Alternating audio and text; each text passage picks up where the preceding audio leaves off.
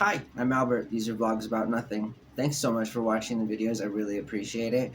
And so with just 4 minutes of your time today, I want to quickly introduce a new concept to everybody. A concept that is so new, I barely could find any research on it. And anytime I can barely find any research on a topic, I know that it's not only brand new, but that it's something that is going to be a topic of discussion for the future because it's going to impact our lives, seeing as though it already does. And so I want to introduce everyone to the term new cannibalism, which, if you Google it, the only search result that pops up on the top of the page is a video from another YouTube user and content creator. It's a documentary film channel, and link in the description below. It's like 50 minutes long, but it really goes into some great depth on the area of topic as it pertains to new cannibalism. So what exactly is new cannibalism? It's pretty close to what it sounds.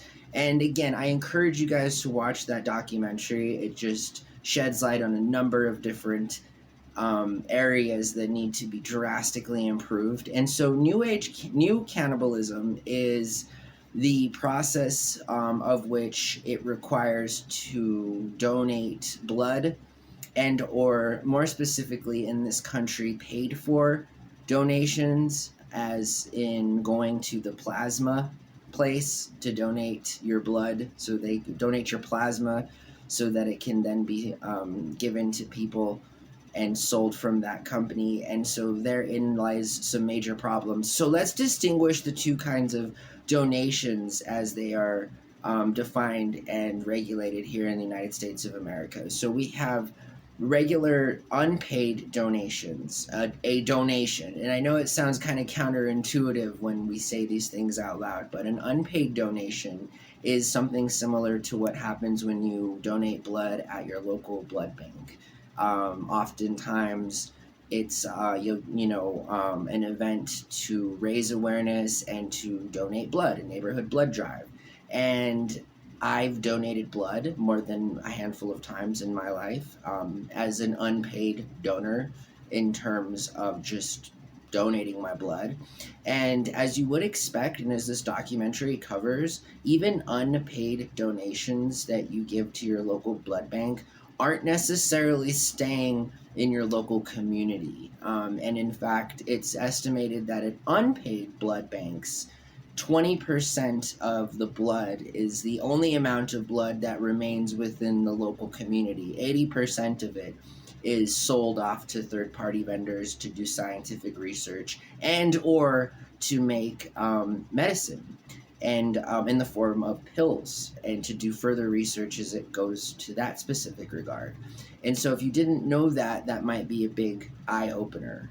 Paid for donations, as it is here in the United States of America, are the places that are located in the worst of all places, typically in our municipalities and or cities, and that is the plasma place. So you go, you donate plasma, and then you get a certain amount of money loaded up on your debit card. Back in the day, it used to be cash, but now it's not like that. And so that's what new cannibalism are those very two ideologies: donating blood and also donating plasma, because you're taking vital fluids from your body and you're parting with them for whatever reason, right? And so there is no national registry currently for that's available to the public that's made for plasma donors and or blood bank donors. And so there's really no accountability. So anytime, again, you donate your blood as an unpaid donor or you donate your plasma as a paid donor, you're often sold the idea that you're going to be helping out people who need this kind of product for their treatment. And so they seek these types of products out, products that derive from human blood. And so there's not only any regulation, not only did we cover the 80-20 rule, even for unpaid donations, we can now talk about the fact that there's been no long-term research to discuss what may or may not happen to long-term donors. And again, I remember specifically living in a dormitory at the University of New Mexico, and there was a plasma bank across the street, and it would just bombard the local student populace with flyers on how to donate plasma, the benefits of it, and I even have donated plasma. But you do some of the cost comparison, and you quickly begin to realize that taking advantage of populations that can be easily exploited is a really easy tactic. Some people might consider it, the simplest of tactics, and that's why not everybody's willing to do it, because we're not all just people who want to exploit everybody else just for money. And so the plasma places are a problem, and if you didn't already assume they were a problem, because oftentimes our most vulnerable parts of the population go into these places to get money they might otherwise not get.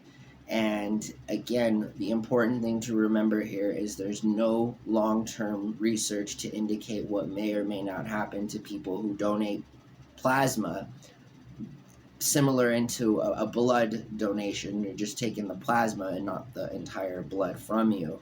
And twice a week, some of these patients have been going twice a week for years. And again, we just have not been able to find any doctors, I guess, who are willing to do the kind of long-term research that it requires to see if any negative impacts do come from such behavior. And I would argue that they definitely do, and that's common sense. Again, I'm not a doctor, but anytime you're sticking yourself in the arm 2 times a week as a voluntary procedure to donate blood that you also need to survive, I would argue that my hypothesis would be that after a certain period of time, it's detrimental to that person, that donor rather. And you'll be not surprised to probably already know, that other countries all over the world that are developed have regulations that specifically mandate donors and how long they can go and how many times a month they can go.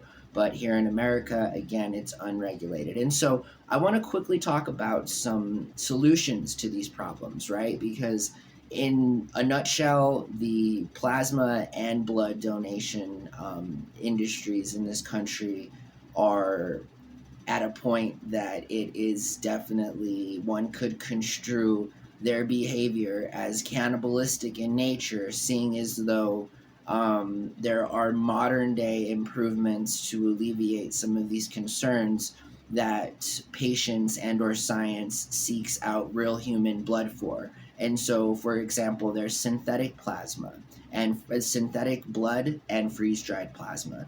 There's links to the resources in the description below. I strongly encourage you to look them up and check this stuff out for yourself. In a nutshell, plasma is 55%. It makes up 55% or more of your total blood content. And so it's responsible for taking nutrients, hormones, and proteins to the parts of the body that need it. And so synthetic blood and its byproduct, which would be freeze-dried plasma, is a great idea. And again, I started the video by saying I was super excited because all of this is brand new. What's not brand new is the exploitation of others. What is brand new is the dawn of the 21st century and the fact that we can seek out alternate methods of doing what we currently do that is making the most vulnerable people hurt. And so synthetic and artificial blood and freeze-dried plasma is a thing. It's an actual thing. And I think it's really, really cool to know that there is actual science working with technology to improve areas that could drastically be improved. America is one of the leading exporters of blood, right? And it's probably because of the unregulatory practices that are not adhered to because there's the lack of them in these specific industries. But there's also stem cells and PRP treatment, so platelet-rich protein treatment and stem cells. So they embody and have a lot of the same characteristics. And actually, recent science has again proven that there is a way potentially to make artificial blood. Even in fact, DARPA, the Defense Advanced Research Project Agency, has just of last year has provided $46.4 million to a university to conduct research to help quicken the process of creating artificial blood and what it can mean. And its specific intent as it pertains to DARPA is for casualties out on the battlefield, to help soldiers replace significant amounts of blood loss and things like that. And so, again, as it would be appropriate here in this country, the first kind of venue we're seeking out to benefit is the military, and we're not going to discuss that. We will, however, just bring again to light the fact that the government's actually willing to do some research on this stuff now, and it's better for everybody. It's better for all of us. If you've never felt like you've had to donate plasma before, then you are just being a normal person. And the fact that there are vulnerable people out there who feel like they have to donate plasma because of the economic situation that they're in, I would argue that those same people who don't know what it's like, it's harmful when you have to sell parts of yourself and or your body in any kind of a way. And it is difficult because we're human beings, and there's so many other better alternatives to that. I know this was a long video, but it actually really means a lot to me, this one, just specifically because of the targeted populations and the unregulatory practices that are occurring in this specific industry, and how new it is, and how maybe not new it is, but how how new it is to speak about in terms of its real implications, and why we see these places pop up, in our cities, and exactly why we never go into them, but we always see large groups of people standing outside of them and stuff. And so nanotechnology has also positioned us into a place where we can create artificial blood and thereby extract the necessary proteins to do PRP treatments, or to supplement PRP treatment with stem cell therapy. And so, again, the fact that there is a future in synthetic plasma, artificial blood, freeze-dried plasma, nanotechnology, and PRP treatment alongside stem cell research. And so, again, these are very viable options to solve a problem that is just awaiting to be woken up, and it is time to wake up before it becomes a major health epidemic in this country. And while we want to maintain face at the business table on a worldwide level, we definitely don't want to be the country that harvests their citizens to benefit a global population, when, and in fact, I'll leave you with this. The World Health Organization themselves have recently proclaimed that the future goal of all blood donations and plasma-related research and treatment is confined to borders of that country. And so, being as though I'm a huge fan of diplomacy and the National Health Organization, or the World Health Organization rather, the WHO, I stand in affirmation 100% with that long-term vision. And hopefully this isn't a long-term vision that we're still talking about in 20 years, because it impacts our community.